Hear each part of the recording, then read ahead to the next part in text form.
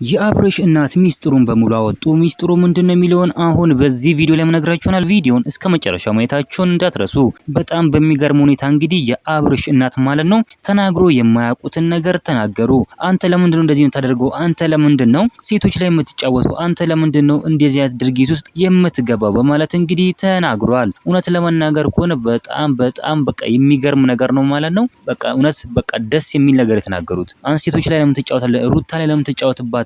የልጅ እናት እኮ ናት ሩታ። ለምንድነው እሷ ላይ የምትጫወተው? እንደዚህ እንድትጫወትባት እኔ አልፈልግም። እኔም እኮ እናት ሴት ነኝ። እንደዚህ ሲሆን እኮ እኔም ይከፋኛል ልጄ ሲሉ ተናግሯል ማለት ነው። ደግሞ የሴት ግፍ በጣም መጥፎ ነው ሲሉም ተናግሯል። የአብርሽ እናት እውነትም እግዚአብሔር ይባርካቸው። ትክክለኛ ነገር ነው እያወሩ ያሉት። ምንም አያዳሉም ለልጃቸው ቢሆንም ጋሽዬም እነሱም ኤፋም አንድ ናቸው። በቃ ልባቸው በቃ ሩሩ ነው ማለት ነው ሁሉ ነገር። ግን አብርሃም በጣም ጥፋተኛ ነህ አንተ። በጣም ጥፋተኛ ጥፋት እያጠፋ ትገኛለህ። ደግሞ እንደዚህ ማድረግ የለብህም። ትክክለኛ ውሳኔ ላይ አይደለም። አብርሃም አንተ ወደ ሩታ መመለስ አለብህ። ከሩታ ጋር ሆነ ልጅህን በሰላም በፍቅር ማሳደግ አለብህ እንደ በፊቱ እንደ ቀድሞ ሲሉም ተናግረዋል። እውነት ለመናገር ከሆነ አብርሃም በፊት ላይ በሰላም በፍቅር ነበር ከሩትዬ ጋር የሚኖረው። ነገር ግን እቺ ሄርሜላ ተብዩዋ መጣ ህይወታቸውን ትዳራቸውን በጥብጣ ወጣለች ማለት ነው። ይሄ ደግሞ ስነ ስርዓት ቢስ መሆኗን እና በትክክል አለማደጓን ነው የሚያሳየው ማለት ነው። ሄርሜላ እውነት ለመናገር ከሆነ የአብርሽ እናት ትክክለኛ ነገር ትክክለኛ ውሳኔ ነው የወሰኑት።